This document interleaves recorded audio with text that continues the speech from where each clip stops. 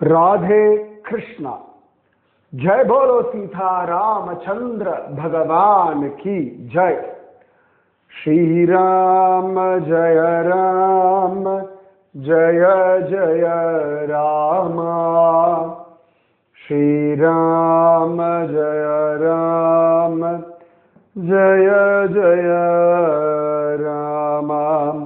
श्री राम जय राम जय जय राम। श्री राम जय राम जय जय राम। जय बोलो सीता रामचंद्र भगवान की जय। जय बोलो राष्ट्र गुरु समर्थ रामदास स्वामी की जय। जय बोलो स्वराज्य सिंहासनाधिपति छत्रपति शिवाजी महाराज राजे की जय।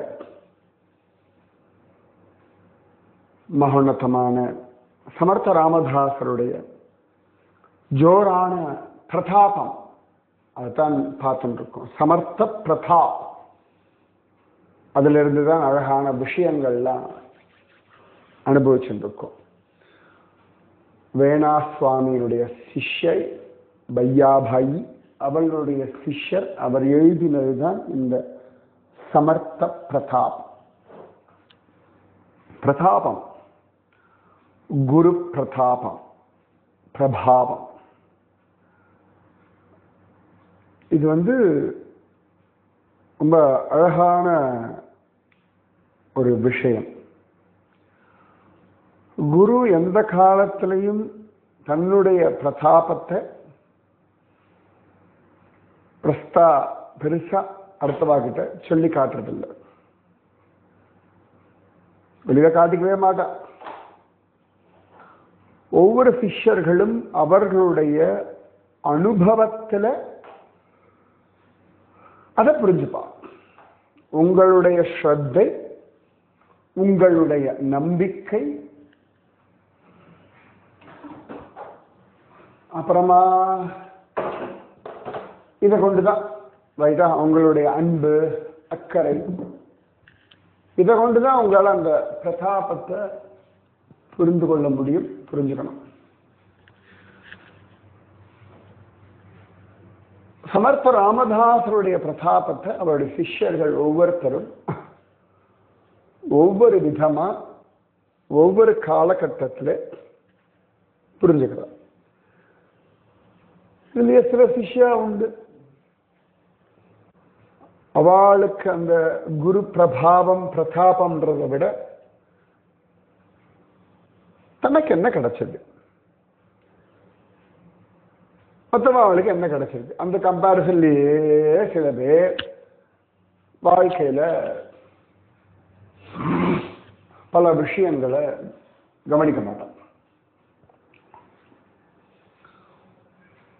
உங்களுக்கு வேண்டியது உங்கள் தேவை, இதில் கவனம் வையுங்கள். நான் எப்பொழுதும் சொல்றதுதான் அது. அப்ப மட்டும்தான் உங்களுக்கு வேண்டியதை உங்களால் அடைய முடியும். சரியா? இப்ப ரயில்வே ஸ்டேஷன் போறோம், பல ஊர்களுக்கு போக வேண்டிய வண்டிகள் உள்ளது. சரியா? பல பேர் பல வண்டியில போயிட்டு இருக்கா, நிறைய பிளாட்ஃபார்ம் இருக்கு. அதுல நீங்க என்ன பண்ணணும், உங்க வண்டியோட டைம், உங்க வண்டியோட நம்பர், உங்க வண்டி எந்த பிளாட்ஃபார்ம்ல இருந்து கிளம்புறது, கரெக்டா? இதுல கவனம் வச்சாதானே நீங்க உங்க வண்டியில ஏற முடியும். ரைட்? ஓகே, சம்டைம்ஸ் உங்களுக்கு எந்த வண்டியும் கிடைச்சிருக்காது, ஏதோ பேசஞ்சர் ட்ரெயின்லயோ அதுலயோ புக் பண்ணிருப்பேன். மற்ற வண்டிலாம் வந்தே பாரத் மாதிரி சூப்பரா இருக்கலாம். ஆனால் உங்க வண்டியில போனாதான் நீங்க உங்க இடத்தை அடைய முடியும். கரெக்டா? நீங்க வண்டி சூப்பரா இருக்கு அப்படின்னு சொல்லிட்டு வந்தே பாரத் ஏதாவது ஏறிட்டேன்னா எங்க போவேன் நீங்க? ரெண்டு விஷயம். அந்த வண்டியில ஏறதுக்கும் இது டிக்கெட்டும் இல்லை. வண்டி சூப்பரா இருக்குன்ற ஒரு காரணத்தினால நீங்க ஏறியாச்சுன்னா டிக்கெட்லெஸ் டிராவல் சொல்லிட்டு டிடிஆர் உங்களை வண்டியை விட்டு இறக்கிறதுக்கும் ஃபைன் போடுறதுக்குமான ஆப்ஷன்ஸ் நிறைய இருக்குல்ல. அதான் நடக்கும். உங்க வண்டி பேசஞ்சர் ட்ரெயினாவே இருக்கட்டும், ஆனா நீங்க போக வேண்டிய இடத்துக்கு அது போகும். உங்களுக்கு டிக்கெட் இருக்கு, ரைட் ராயலா அதுல போயிட்டே இருக்கலாம். அது ஸ்லோவாவே போட்டோமே, இந்த பேசஞ்சர்ல போனா என்ன குத்தம்? சம்டைம்ஸ் இந்த மாதிரி பேசஞ்சர் ட்ரெயினில் போகும்போது அழகாக குட்டி குட்டி ஸ்டேஷன் நின்றுட்டு போகும், ரொம்ப அழகா இருக்கும் பார்க்கறதுக்கு. எல்லாமே உங்களுடைய ரசிகத்தன்மையை பொறுத்து இருக்க வாழ்க்கை. நிறைய சொன்னேன், ஜாலியாக ஒரு மழையை பார்த்துட்டு ரிலாக்ஸாக ஒரு காஃபி சாப்பிட்டு ஒரு பஜ்ஜி சாப்பிட்ற மாதிரி. ட்ரெக்கிங் நான் சொல்லுவேன், எப்பொழுதுமே மலையேற்றம் ஹிமாலயாஸ், திரும்பி அங்கே தான் போவேன், இறங்க போகிறேன். அப்படி என்ன சொன்ன ரிலாக்ஸாக வேடிக்கை பார்த்துட்டு எங்கே ரெஸ்ட் எடுக்கணும்னு சொல்கிறேன். ரெஸ்ட் எடுக்க சுற்றி ஒரு மலையெல்லாம் பாருங்க, கோஹே அப்படின்னு சொல்லுவேன். ஃபோட்டோ எடுத்து மயங்கிடாதீங்கோ, டக்கு டக்குன்னு கிளம்பிடுங்க. ஏன்னா நிறைய பேர் என்ன பண்ணுவோம்னா ரெஸ்ட்டை விட அந்த ஃபோட்டோ எடுத்து எடுத்து எடுத்து எடுத்து எல்லாம் டைம் வேஸ்ட் பண்ணிடுவான்.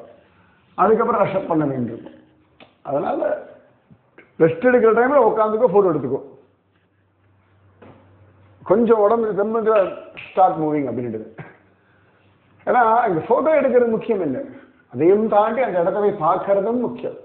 அஃப்கோர்ஸ் அந்த இடத்துக்கு போகிறோம்னா ஃபோட்டோ எடுக்கிறது முக்கியம் தான். ஏன்னா ஓரளவுக்கு நம்ம அந்த இடத்துக்கு போயிட்டு இருக்கோம், மெமரி, ஒரு சந்தோஷம், நிஜமாவே அதெல்லாம் நோ டவுட். ஆனால் அது மட்டுமே பிராதானியமாக வச்சுட்டு போனோம்னா அந்த அனுபவம் குறைஞ்சி போயிடும். So focus on what to you need, what to you want. அப்போ மட்டும்தான் உங்கள் வாழ்க்கையினுடைய ஆனந்தத்தை உங்களால் அனுபவிக்க முடியும். உங்களுக்கு கிடைச்சிருக்க சின்ன சின்ன வெற்றிகள், சின்ன சின்ன அனுபவங்கள், சின்ன சின்ன சிரிப்பு, சின்ன சின்ன பகவத் லீலைகள், எவ்வளவு பெரிய விஷயம் அதெல்லாம். அப்படி முத்துக்கள் கோர்ப்பது போல கோர்த்து வச்சுக்கணும். பாகவதமே என்ன அழகா பல பக்தர்களுடைய அழகான அனுபவங்களை அழகா கோர்த்திருக்காங்க. நிறைய பேர் நீங்க அழகுன்ற வார்த்தையை ரொம்ப யூஸ் பண்றீங்க. நிஜமாவே வாழ்க்கை அழகு, பாகவதம் அழகு, கிருஷ்ணன் அழகு, வார்த்தைகள் அழகு, எண்ணங்கள் அழகு, செய்கைகள் அழகு, சிரிப்பு அழகு, எல்லாமே அழகுதான். எங்க மதுரம் மதுரம் மதுரம் மதுரம் அழகு. உங்களோட சின்ன சின்ன அனுபவங்களை அழகா கோர்த்து வச்சுக்கோங்க. ஆனந்தமா அதை ரசிச்சு பாருங்க. அதுல உங்களுடைய பாவத்தை கவனிங்க. இந்த மாதிரி நீங்க ரசிக்கும் பொழுதுதான் உங்களுடைய குரு பிரபாவம் உங்களுக்கு புரியும். குரு மற்றவாளுக்கு கொடுக்கறது, அனுகிரகிக்கிறது, it's not of your business. உங்களுக்கு என்ன கிடைக்கிறது, இதுதான் முக்கியம். ஸோ உங்கள் குரு, உங்கள் கண்ணன், உங்கள் அனுபவம், இதை அப்படியே சேகரிச்சு வச்சுக்கோங்க. ஒரு பாத்திரம் இருக்கு, ஓகே, ஏரி ரொம்ப அளவுக்கு மழை கொட்டுறது. அந்த பாத்திரம் சின்ன பாத்திரம், ஆனா அதுல ஓட்டை இருக்குதுன்னு வச்சுக்கோங்களேன். அவ்வளவு ஏரி ரொம்ப அளவுக்கு மழை பெஞ்சா கூட இந்த பாத்திரத்துல தண்ணி நிக்காது. இதோட இந்த சைஸுக்கு ஜிக் அப்படி நம்பிடும், பட்டாஃபட் அப்படின்னு இல்லையா, அப்படி நம்பிடும். ஆனால் நல்ல மழை கொட்டு கொட்டுன்னு கொட்டினாலும் பாத்திரத்தில் ஓட்டை இருக்கும் பட்சத்தில் அதனுள் தண்ணீர் தேங்கி நிற்காது. ஸோ உங்களுக்கு உங்க மனசு ஸ்ட்ராங்கா, அது ஓட்டையெல்லாம் இல்லாம ரிசீவ் பண்றதுக்கு ரெடியா இருந்தால் போதும். அழகா ரொப்பி ரொப்பி வச்சுக்கலாம், வெரைட்டியா. அது பல விதமாக உபயோகப்படுத்திக்கலாம். இப்போ நாங்கள்லாம் சின்ன வயசாக இருக்கும்போது நிறைய இந்த தண்ணி கஷ்டம் அந்த மாதிரிலாம் உண்டு. இல்லாட்டி அங்கங்கே அந்த மழையை தண்ணி பிடிக்கிறதுக்காக அங்கங்கே ஒரு குடம் வைப்போம். அதை ரொம்ப ரொம்ப எடுத்து நாங்கள் வேற ஒரு பக்கெட்லேயோ பாத்திரத்துலையோ மாற்றி விடுவோம். ஜாலியாக இருக்கும், விளையாட்டு மாதிரி. ஸோ அடுத்தது யூஸ் பண்ணிப்போம் நாங்கள் அதை. துணி துவைக்கிறது நம்ம நிறைய விஷயத்துக்கு யூஸ் பண்ணுவா. அதில் பெரியவாள்லாம் துணி எல்லாம் வெள்ளை விளையன்னு இருக்கும், வெள்ளை துணி துவைக்கிறதுக்கு நம்மலாம் சொல்லுவா. நிறைய பேர் குடிக்கிறதுக்காக என்ன வெள்ளை துணி கட்டி அதை அப்படியே ஃபில்டர் பண்ணி அப்படியே குடிப்பா மழை தண்ணியை, ரொம்ப நல்லதுன்னு. ஸோ அதை பாத்திரம் எடுத்து நீங்கள் பல விதமாக உபயோகப்படுத்திக்கலாம். ஸோ உங்க மனசுன்ற பாத்திரத்துக்குள்ள குரு அனுகிரகம், கிருஷ்ண லீலை, கிருஷ்ண பிரேமை இதெல்லாம் அப்படியே தேக்கி வச்சு அப்படியே அனுபவிச்சுட்டே இருக்கும். ஒவ்வொரு நாளும் ஒவ்வொரு விதமாக ஒவ்வொரு விஷயத்திலையும். ஏன்னா அனுபவம்ன்றது பல விஷயங்கள்ல கிடைக்கும். ஒரு சிங்கிள் விஷயத்துல ஒரே மாதிரி அனுபவம்னு கிடையாது. சரியா? ஸோ சமர்த்த ராமதாசர் ரொம்ப அழகா ஒவ்வொருத்தருக்கும் ஒவ்வொரு விதமான அனுபவங்களை சொல்லிக் கொடுக்கிறார்.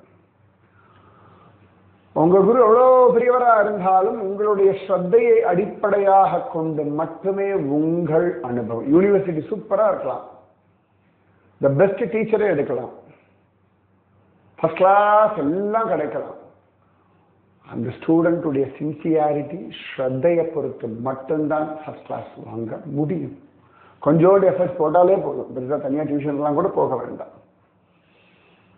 ஓகே? ஸோ உங்கள் ஸ்ரத்தை, நீங்க மற்ற விஷயங்கள்லேயே மனசு ஓடிண்டு தேவையில்லாத விஷயங்கள்லேயே கவனம் வச்சுருந்தாங்கன்னா நிச்சயமாக அனுபவங்கள் பெருசாக கிடைக்காது.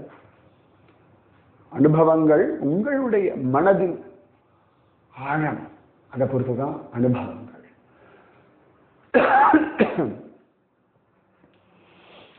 சமர்த்த ராமதாசருக்கு பலவிதமான சிஷ்யர்கள். ஒவ்வொரு காலகட்டத்தில் ஒவ்வொருத்தரும் ஒவ்வொரு விஷயத்தை கொண்டு அவருக்கு சிஷ்யரா ஆகிறார்கள்.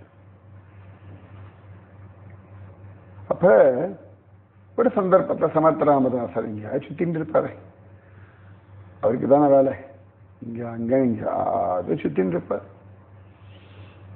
சில டைம் சாஃபல்ல இருப்பார், சில டைம் சஜ்ஜன்கட்ல இருப்பார், சில டைம் பிரதாப் கட்ல இருப்பார், எங்கேயாவது சுத்தின்னு இருப்பார்.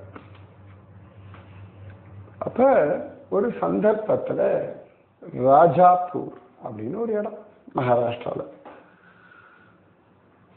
அங்கெங்கயோ சமர்த்த ராமதாசர் அப்படியே சுத்திட்டு ஆள் யாருமே கூட இல்லை.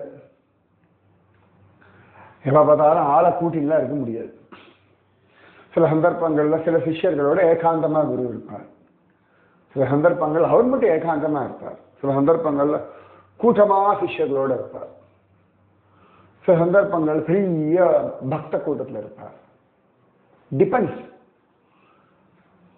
எல்லா சந்தர்ப்பத்திலையும் குருவோட ஏகாந்தத்துல எல்லாம் இருக்க முடியாது. உங்களுக்கான சமயம், உங்களுக்கான டைமா அப்ப அவ்வளவுதான். அப்ப கிடைக்கிறதா அந்த டைமை ஆனந்தமா உபயோகப்படுத்திட்டு அதை அப்படியே மனசுல வச்சுட்டு வாழ பழகிக்கணும். அக்கா பாய், வேணா பாய் எல்லாம் அப்படிதானே பண்றா.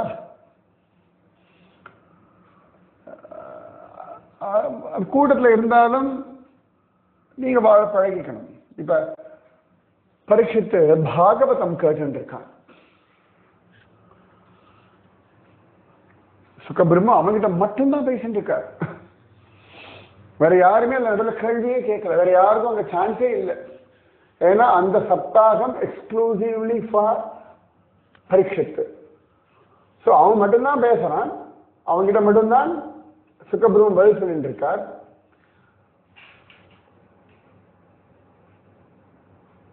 பரீட்சித்து அப்பன கூட்டத்தின் நடுவில் தான் தன் குருவோட இருக்கான். ஸோ ஒரு பெரிய கூட்டம், அது பெரிய பெரிய ரிஷிகள் எல்லாம் இருக்கா. அப்ப கூட அவன் பாட்டுக்கு அவனோட குருவிட தன்னா பேசிட்டு இருக்கான். இவெல்லாம் இல்லாம இருந்தா, நான் தனியா இருந்தா என்ன இருக்கான். அதெல்லாம் உங்களுக்கு குருவோட இப்ப கிடைக்கிறதா, இந்த சமயத்தில் கிடைக்கிறதா, இதை ஏற்றுக்கொள்ளுங்கள். நான் குருஜி அம்மாவோட இருந்திருக்கேனே. பல சந்தர்ப்பங்கள் நானும் அம்மா மட்டும் தனியா இருப்போம், அம்மா பல விஷயங்கள் சொல்லுவேன். பல சந்தர்ப்பங்கள் நானும் அம்மா தனியா இருப்போம், அம்மா பாட்டுக்கு ஏதாவது வேலை பண்ணிட்டு இருப்பேன், நான் பாட்டுக்கு ஏதாவது பண்றேன், ஒரு விஷயம் சொல்ல மாட்டான். சம்டைம்ஸ் நிறைய பேர் வருவா, இப்போ நானும் ஓரத்தில் உட்காந்துருப்பேன், அப்போ நிறைய விஷயங்கள் சொல்லுவாள். அதில் பார்த்தோம்னா அதிசயமா இருக்கும். அன்னைக்கு என்னுடைய கேள்விகள், என்னுடைய சந்தேகங்கள், இல்லாட்டி என்னுடைய கோபதாபங்கள், என்னுடைய முட்டாள்தனங்கள், என்னுடைய ஆனந்தம், என்னுடைய குதூகலம், ஸோ இது எல்லாமே பேஸ் பண்ணி அன்னைக்கு எனக்கான பதில் குருஜி அம்மா யாருக்கோ பேசும்பொழுது கிடைக்கும். சம்டைம்ஸ் யாருமே இல்லாத பொழுது குருஜி அம்மா எனக்குன்னு நிறைய விஷயங்கள் சொல்லி கொடுத்துருக்கா. ஸோ இப்படியும் உண்டு. அப்படி அதனால கூட்டத்தில் இருக்கா இவெல்லாம் வந்துட்டா எனக்கு பெரிய டிஸ்டர்பன்ஸ், எனக்கு என்ன கிடைக்க போகுது அப்படின்னு நான் நினைச்சிருந்தேன் வச்சுக்கோங்களேன், எனக்கு பெரிய அனுபவங்களே கிடைச்சிருக்காது. ஓ இந்த கூட்டத்தில் நானும் இருக்கேன் அவ்வளோதான். பல சந்தர்ப்பங்கள் நான் வெளியூர்லாம் போயிடுவேன், உபன்யாசம்லாம் பண்ணிட்டு வருவேன். பல மாசங்கள் கழிச்சுலாம் வருவேன் மெட்ராஸ்க்குலாம். அது 4 மாசம் குருமா. அப்போல்லாம் பெரிய ஃபோன்லாம் கிடையாது, பேசுவோம் அவ்வளோதான். பெரிய ஃபோன் அதுக்கப்புறமா தான் மொபைல் ஃபோன்லாம் வந்தது. இப்போ டெய்லி குருஜி அம்மாட்ட பேசுவேன், நிறைய நாமஜபம் பண்ணுறேன், அவ்வளோதான் வார்த்தை. சரிம்மா ராதாகிருஷ்ணன் ஆசீர்வாதம் தான், அவ்வளோதான். எனக்கு அது போதும். 4 மாசம் யார் யாரோ வந்து பார்த்துட்டு போயிருப்பா, ஒவ்வொருத்தரும் ஒவ்வொரு விதமாக சொல்லுவேன். எனக்கு அதில் ஐயோ நான் இழந்து விட்டேன். நிறைய பேருக்கு இது தைத்தி காப்பனா இருக்கு, எனக்கு கிடைக்கலையே அவனை கிடைச்சிருக்கேன் அது எப்படி. ஓ அப்புறம் நான் உடனே என் தகுதியை இழந்து போயிட்டேனா, நான் வந்து பக்தி பண்ணலையா, நான் நாமஜபம் பண்ணலையா, எனக்கு கர்வம் வந்துட்டா. இந்த மாதிரி ஒரு நாள் கூட நான் யோசிச்சேன். சம்டைம்ஸ் நிஜமாவே ஆட்டிடியூட் தப்பா இருக்கு, என் மனசுல ஒரு இது வரும்போது okay I am not right, I have to change my self, இவ்வளவுதான். அப்படிதான் நான் நினைச்சிருக்கேன் ஒழிய ஓ இனிமேல் எனக்கு குரு அனுகிரகமே கிடையாது, நல்லா ஒரு நாள் எனக்கு குரு அனுகிரகமே கிடையாதுன்ற அந்த கான்செப்ட் எனக்கு சில பேர்லாம் சொல்லும்போது அதிசயமா இருக்கு. அது எப்படி, ஹவு கம், அது எப்படி அப்படி யோசிக்க முடியறது, புரியலையே அப்படின்னு நான் யோசிப்பேன். அந்த அதர்வைஸ் நீங்க அகம்பாவத்துல திமிரில் ஒரு பேய் பிடிச்சு வெறியாட்டம் ஆடுறதுன்னா அப்போ கூட அனுகிரகம்ன்றது எப்படி இல்லாம போகும். உங்களை திட்டுறா உங்களை ஒதுக்கி வைக்கிறாங்க, அதுவும் அனுகிரகம் தான். அப்பதான் திருந்து வை, கரெக்ட். ஸோ யாரோட இருந்தா என்ன, எவ்வளவு கூட்டத்தில் இருந்தாங்க, உங்கள் குரு உங்களுக்கு என்றுமே உண்டு. ஸோ இந்த ராஜாப்பூர் அங்க சமர்த்த ராமதாசர் தனியா அப்படி இருக்கா. அப்ப திடீர்னு நல்ல மழை, கொற்ற மழை. அப்ப சமர்த்த ராமதாசர் சரி மழை கொட்டுறது, இந்த மழையில நுழைய வேண்டாம், எங்கேயாவது ஒதுங்கி நிற்கலாம், ஒரு வீட்டுல ஒதுங்குறார். திண்ணையிலாம் இருக்கும் இல்லையா, அந்த மாதிரி ஒரு சின்ன வீடு, இங்க ஒதுங்குறார். எப்படி திருக்கோவலூர்ல ஒரு மழை சமயத்துல சந்தியா வேளையில முதலாழ்வார்கள் 3 பேரும் ஒதுங்கினார்கள் இல்லையா, அந்த மாதிரி சமர்த்த ராமதாசர் அப்படி மழைக்கு அந்த வீட்டில் ஒதுங்குறார். அப்ப அந்த வீட்டினுடைய எஜமான முஞ்சே அப்படின்னு அவருக்கு பெயர். சமர்த்த ராமதாசர் அப்படியே ஒரு ஜடபரதர் மாதிரி ஒரு பித்து பிடிச்ச நிலையில, உண்மத்த நிலைன்னு சொல்லுவோம். ஸோ அந்த உண்மத்த நிலையில சமர்த்த ராமதாசர் இருந்திருக்கார். பார்க்கறதுக்கு ஒரு பைத்தியக்கார மாதிரி இருக்கார். குருவை பார்த்த பைத்தியக்கார மாதிரி தான் இருக்கும். அப்ப இந்த முஞ்சையை பார்க்கிறார், இது யாராது மழையில ஒரு பைத்தியக்காரன் இருக்கான், வீட்டுல ஆளெல்லாம் இருக்கா, அவர் பெரிய வியாபாரி, நிறைய மாடு குதிரை நிறைய சொத்தெல்லாம் உண்டு. வேற பைத்தியக்காரமா இருக்கிறத பார்த்தவொன்னே போ இங்க கூடப்பா அப்படின்னு விரட்டுற. ராமதாசர் ஒன்றும் சொல்லவே இல்லை, கோபமும் படலை. யார் தெரியுமா, நான் எவ்வளவு பெரிய குரு தெரியுமா, சத்ரபதி சிவாஜி சிஷ்யன் தெரியுமா, நான் ஒண்ணுமே யோசிக்கல. அவன் வீடு, நாம இருக்கிற அவனுக்கு அந்த தொந்தரவா அவன் நினைக்கிறான், அவனுடைய கம்ஃபர்ட் ஜோனுக்கு நான் அதை கெடுதல்னு நினைக்கிறான், சரி அப்படின்னு கிளம்புறான். நல்லா புரிஞ்சுக்கணும், எவ்வளவு பெரிய சமர்த்த ராமதாசர், ஸ்வயம் மாருதியினுடைய அவதாரம், ராமனுக்கு பிரியமான தாசன், ஜெய ஜெய ரகுவீர சமர்த்த, அவ்வளவு பெரியவர். ஓகே, சத்ரபதி சிவாஜியுடைய குரு, ராஷ்டிர குரு, எவ்வளவு பேருடைய வாழ்க்கையில் எவ்வளவு மாற்றங்களை கொண்டு வந்தவர். ராமன் பிரத்யக்ஷம், தத்தாத்திரேயர் பிரத்யக்ஷம், மகாகணபதி பிரத்யக்ஷம், அவருக்கு துல்ஜா பவானி பிரத்யக்ஷம். பிரத்யக்ஷம் தான் அவருக்கு ரொம்ப சாதாரண ஒரு விஷயம். அவ்வளவு பெரிய சமர்த்த ராமதாசரே ஒருத்தன் பவா அப்படின்னு விரட்டான். ஸோ அதனால நான் பக்தி பண்றேன், நான் நாமஜபம் பண்றேன், உலகத்தில் எனக்கு மிகப்பெரிய மரியாதை, பாராட்டு, ஒரு அங்கீகாரம் அப்படிலாம் கிடையாது. சமயத்துல சில பேர் கொடுப்பா, சில பேர் கொடுக்க மாட்டா. சத்ரபதி சிவாஜி ராஜ்யத்தையே சமர்த்த ராமதாசர்கிட்ட கொடுக்க அளவுக்கு இருந்தான். ரைட்டா? கொடுத்தான் அப்படின்னு சொல்லலாம். இங்க இன்னொருத்தர் தன் வீட்டு வாசல்ல திண்ணையில மழைக்கு ஒதுங்கினவரை விரட்டுறான். ரெண்டு எக்ஸ்ட்ரீமுமே உண்டு வாழ்க்கையில. ஒரு பக்கம் கொண்டாட்டமும் இருக்கும், இன்னொரு பக்கம் அவமானங்களும் இருக்கும். ஒரு பக்கம் வெற்றிகளும் இருக்கும், இன்னொரு பக்கம் தோல்விகளும் இருக்கும். ஒரு பக்கம் அப்படியே மரியாதையா இருக்கும், இன்னொரு பக்கம் பயங்கரமா அசிங்கமா கேவலப்படுத்துவார். ரெண்டுமே நடக்கும். சுகதுக்கே சமே கிருத்வாலா பாலா பௌஜயா ஜயோ எல்லாமே உண்டு. பெரிய பெரியவர்களுக்குமே உண்டு. அவமானப்படுத்த ரொம்ப பர்சனலாலாம் ஃபீல் பண்றதுக்கெல்லாம் ஒன்றும் இல்லை. யாராவது பேசினது, யாராவது நடந்த செயல்கள் பிடிக்கலையா, சரி திருப்பி சொல்லிடுங்க, கொடுத்துருங்க. இல்லாட்டி சீச்சி சிவா தகுதி எவ்வளோதான் ஒதுங்கிடுங்க. ஒன்று அந்த தாட்ல இருந்து வெளில வாங்கும் இல்லையா, இல்லாட்டி அந்த தாட்டை அவர்கிட்ட 4 வார்த்தை நறுக்குன்னு சொல்லிட்டு போயிடுங்க. Don't hold the emotion. அவமானப்படுத்துவேன், அசிங்கப்படுத்துவேன், வார்த்தைக்கு மரியாதை இல்லை, இந்த வீட்டில் நான் எல்லாத்துக்கும் கேவலமா போயிட்டேன், இதெல்லாம் உங்களை நீங்களே தாழ்த்திக்கக்கூடிய ஒரு மெத்தட். என்னப்பா என்னப்பா உங்களை வசனம் பிடிக்கல, நீங்க சொன்ன பிடிக்கல, ஆமா கோபம் வருதா, காட்டமா சொல்லுங்க. யாராவது இருக்கட்டும், அப்பா அம்மாவெல்லாம் மரியாதையா சொல்லுங்க.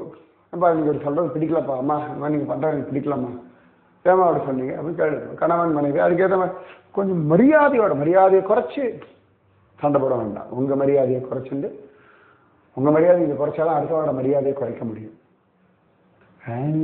இப்ப புரியுறதா?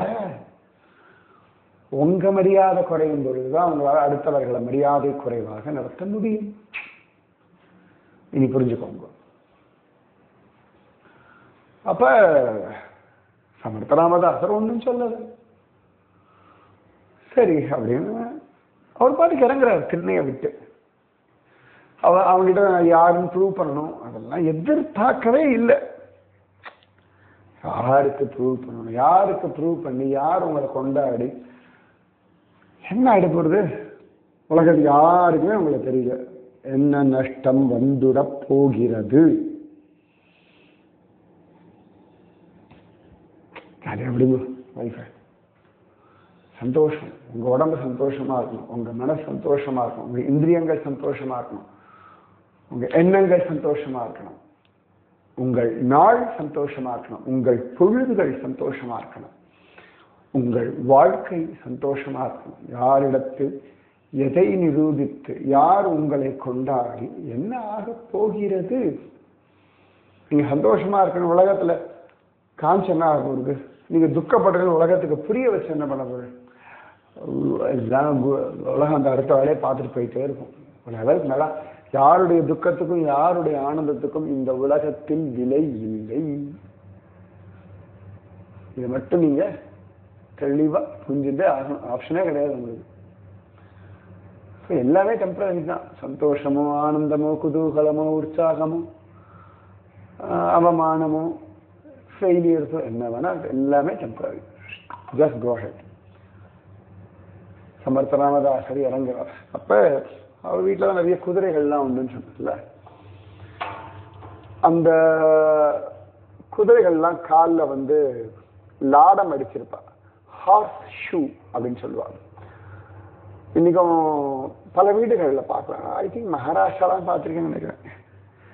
அந்த லாடத்தை வீட்டு வாசல்ல மாட்டி வைப்பாங்க. அது ஒரு அதிர்ஷ்டன்ற மாதிரி சில பேரோட அபிப்பிராயம். அது எங்கேருந்து ஆரம்பிச்சதுன்னா எனக்கு தெரியலப்பா. உடனே குருஜி சொல்லிட்டார், உன்னை லாடத்தை வாங்கி கட்டிடுவோம்னு கட்டிடாதீங்க சொல்றேன். சில வீடுகள்ல நான் பார்த்திருக்கேன். மேபி அவ வீட்டுல குதிரை இருக்குன்ற அடையாளத்துக்காக இல்லாட்டி அந்த குதிரையுடைய நினைவாக யானை தந்தங்கள்லாம் வச்சுக்கிற மாதிரி அந்த குதிரையினுடைய உழைப்ப மாதிரியா இதுக்கோ வச்சிருப்பா. குதிரையினுடைய லாடம், லாடம் தானே? ஆமா லாடம். கடிவாளம்னா அதை வாயை பிடிச்சி இழுக்கிறது. லாடம்ன்றதுதான் குதிரையோட காலில் அடிக்கிறது. அந்த ஹார்ஸ் ஷூ அப்படின்னு பேர் இருக்கு. நான் இப்போ கூட போன வாட்டி அத்தை அனசை ஏறும்பொழுது கூட ஒரு லாடம் பார்த்தேன். பசங்க ஆகிட்ட கொடுத்தேன் நினைக்கிறேன். அவள் குட்டி பசங்க 2-3 பேர் அந்த ஆட கொடுத்தேன் தெரில, சும்மா எடுத்து வச்சு அழகா இருக்குன்னு கீழேந்து பார்த்து எடுத்து காமிச்சேன் நான். Hours shoe. சமர்த்தராமதாசா அதை மிதிச்சுண்டு அப்படி போயிட்டார். அவ பளிச்சுன்னு ஒரு மின்னல் மழையில பார்த்தா அது தங்கமா ஜொலிக்கிறது. இந்த முஞ்ச அசந்து போயிட்டார். ஓ என்னது இது அப்படின்னு எடுத்து பார்த்தா அந்த குதிரை லாடம் தங்கமா இருக்கு. நிச்சயமா தங்கமா யாரும் அடிக்கவே மாட்டான். இவருக்கு புரிஞ்சுடுத்து, சமர்த்த ராமதாசருடைய சரணகமலம் பட்டு அவர் ஒரு உண்மத்த நிலையில வேற இருக்கார். தன்னை மறந்த ஒரு சரீரத்தில் இருக்கக்கூடிய ஒரு, சொல்லி புரிய வைக்க முடியுமா, அதாவது அந்த சந்தர்ப்பங்கள்லாம் குரு ஸ்வயம் பிசிக்கல் ஃபார்மே அப்படி பூரண தெய்வீகமா இருக்கும். இது வேணா ஓரளவுக்கு சொல்லலாம். மற்ற சமயத்தில் தெய்வீகமா இல்லையா, மற்ற சமயத்தில் ரொம்ப கான்சியஸா தான் மனுஷன்ற மாதிரியே காட்டிட்டு இருப்பா. சில டைம் மனுஷனாவே இருப்பா.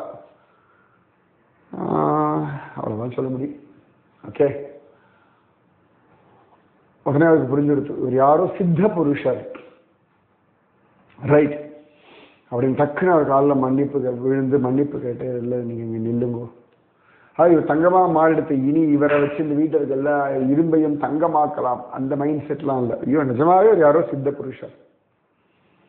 உடனே உங்க குருவை பிடிச்சு அவரை இரும்பு மேல நிற்க வச்சு, அவர் சித்த புருஷரா இல்லையா தங்கமாகிறதா பரிசோதனை பண்ணி பார்க்காதீங்க. அந்த தகரத்தையே துருபிடிக்கிற மாதிரி பண்ணிட்டு போயிருக்காரு கெடுப்பாய். சரியா, குரு பிரபாவத்தை புரிஞ்சுக்கணும். அவ்வளவுதான ஒழிய குருவை இந்த மாதிரி மிராக்கல்ஸ்க்கு யூட்டிலைஸ் பண்ணலாம் நினைச்ச முடிஞ்சது. ஜாக்கிரதை. நான் குருஜி மாட்ட ஒரு நாள் கூட ட்ரை பண்ணதில்லப்பா. அவங்க கொடுக்குற உபதேசமே போதுமே, நாம ஜபமே போதுமே, மனோபலமே போதுமே, உங்க வாழ்க்கையை அப்படி வசந்து போயிடுமே. இதை தவிர வேற என்ன மிராக்கல்ஸ் வேணும்? உங்க மனசு மாறுறது, உங்கள் புத்தியில உரைக்கிறது, நீங்க சரியா இருக்கல்னா நீங்க சரியாயினாலே பெரிய மிராக்கள் தான். இதை விட வேற என்ன மிராக்கள் வேணும்? உங்க புத்தி நல்ல வழியில பிரயாணப்படுறது, உங்க சுயநலத்தை விட்டு உங்களால் யோசிக்க முடிக்கிறதுனா ஆஹா, அதை விட அகோபாகியம் வேற என்ன வேணும்? உடனே அவர் அங்கிருந்து அவருக்கு சமர்த்த ராமதாசருக்கு சிஷ்யர் ஆயாச்சு. இன்னும் இருக்கு முஞ்சே வைபவம், நாளைக்கு சொல்றேன். ராதே கிருஷ்ண. ஸ்ரீராம ஜய ராம ஜய ஜய ராம, ஸ்ரீராம ஜய ராம ஜய ஜய ராம. जय बोलो सीतारामचंद्र भगवान की जय. जय बोलो राष्ट्र गुरु समर्थ रामदास स्वामी की जय. जय बोलो स्वराज्य सिंहासनाधिपति छत्रपति शिवाजी महाराज राजे की जय. जय हिंद, भारत माता की जय. राधे कृष्णा.